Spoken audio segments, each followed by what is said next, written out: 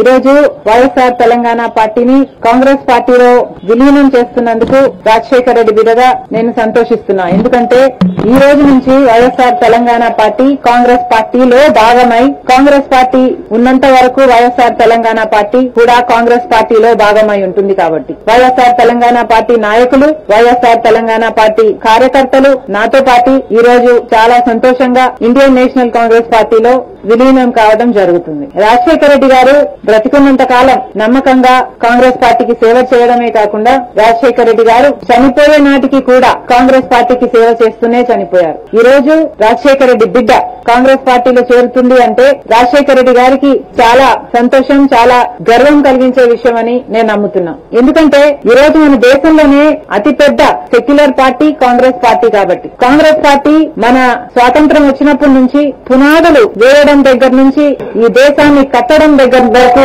Congress party హస్తం ఉంది. ప్రతి వర్గాన్ని కలుపుకుపోతూ, ప్రతి విశ్వాసానికి, ప్రతి ఫెయిత్ కు నమ్మకం కలిగిస్తూ, ప్రతి సెక్షన్ ఆఫ్ ద సొసైటీలో కలుపుకుపోతూ ముందుకు వెళ్లిన party Congress party. Congress party ముందు కూడా రాహుల్ గాంధీ గారి నాయకత్వంలో, ఖార్గే గారి నాయకత్వంలో ప్రజలందరికీ మేలు చేస్తుందని సంపూర్ణంగా విశ్వసిస్తూ రాజశేఖర రెడ్డి గారి కళ, ఏ కళ అయితే రాజశేఖర రెడ్డి గారు రాహుల్ గాంధీని ప్రధానమంత్రిని చేయాలి అని మనస్ఫూర్తిగా కోరారో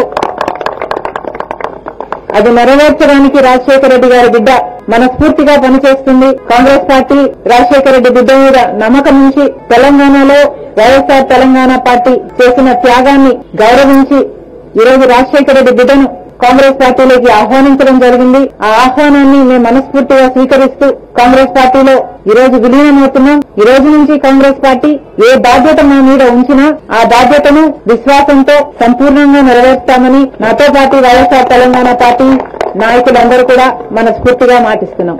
థ్యాంక్ యూ.